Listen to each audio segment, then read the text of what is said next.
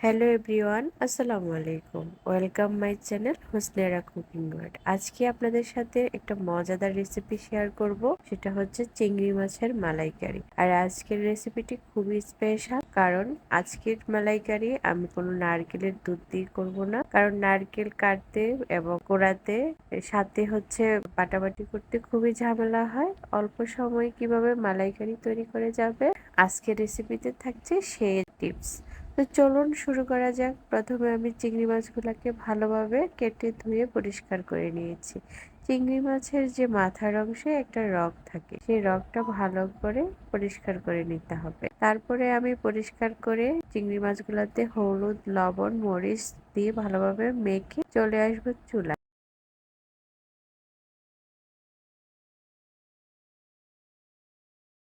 তো আজকে আমি রান্নাটা সরিষার তেলে করব, সেজন্য আমি একটা কড়াইতে সরিষার তেল দিয়ে দিলাম। তারপরে চিংড়ি মাছগুলাকে আমি 2 মিনিটের বেশি ভাজবো না, 1 মিনিট 30 সেকেন্ড করে ভেজে নিব, কারণ বেশি ভাজলে চিংড়ি মাছগুলা রাবারের মতো হয়ে যায়, সেজন্য চিংড়ি মাছ বেশি ভাজা যাবে না। তো ভাজা হয়ে গেলেই আমি চুলা থেকে উঠিয়ে নিব। তারপরে যে তেলে আমি চিংড়ি মাছটা ভেজেছি, সেই তেলেই আমি এলাচ, দারুচিনি এবং তেজপাতা দিয়ে দিব। একটু হালকা নেড়ে চেড়ে তারপরে দিয়ে দিব 1 কাপ পেঁয়াজ কুচি। তো পেঁয়াজ কুচিটা দেওয়ার পর আমি একটু ভালোভাবে নেড়ে চেড়ে ব্রাউন কালার করে নিব। তো যখন ব্রাউন কালার হয়ে আসবে, এ পর্যায়ে অ্যাড করে দিব 1 টেবিল চামচ রসুন বাটা এবং হাফ টেবিল চামচ আদা বাটা। এগুলো দিয়েই আমি ভালোভাবে আবারও নেড়ে চেড়ে মিশিয়ে নিব।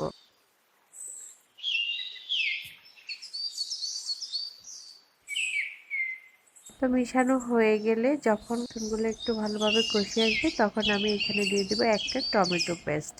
চাইলে আপনি এখানে টমেটো সসও দিতে পারেন, তবে আমি এখানে টমেটো পেস্ট দিয়েছি। তারপরে স্বাদ মতো লবণ এবং হাফ টেবিল চামচ চিনি, 1 টেবিল চামচ হলুদের গুঁড়া, 1 টেবিল চামচ মরিচের গুঁড়া এবং অল্প একটু জিরা দিয়ে হালকা পানি দিয়ে এটাকে ভালোভাবে কষিয়ে নিব।